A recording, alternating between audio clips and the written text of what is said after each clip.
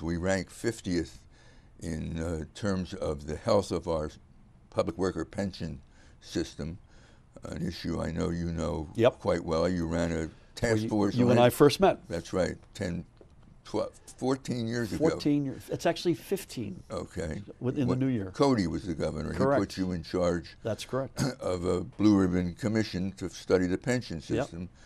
We still have pension problems. I assume that you are going to try to meet the next goal of pension infusion, $4.5 billion. That'll be in the budget you announce. Yeah.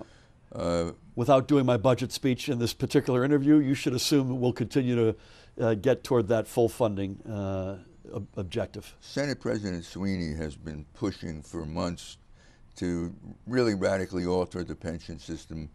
Instead of a pure defined benefit plan, create a hybrid between defined benefit and defined contribution for new employees and those with less than 5 years service. You haven't embraced that. No, I didn't embrace it 15 years ago either, by the way. I don't embrace it for a couple of reasons. Number one, it's the state's fault.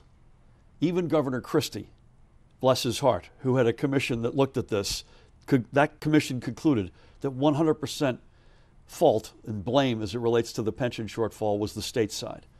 So if we had begun making these full throttle payments, we've now had two back-to-back all-time record payments, and I hope we can find the money for a third all-time record payment in this year's budget. If we had been doing that for 15 years, we wouldn't be even talking about it right now.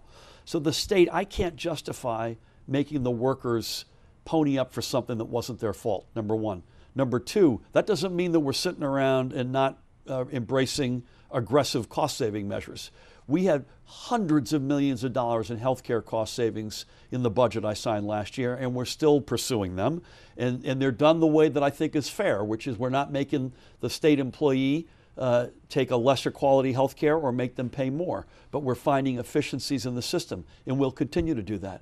Thirdly, the Senate President has had this sort of a basket of bills under the general headline of Path to Progress. 30 bills. I think it's 28 or 30. That sounds about right. There are a few of them there that we've got problems with.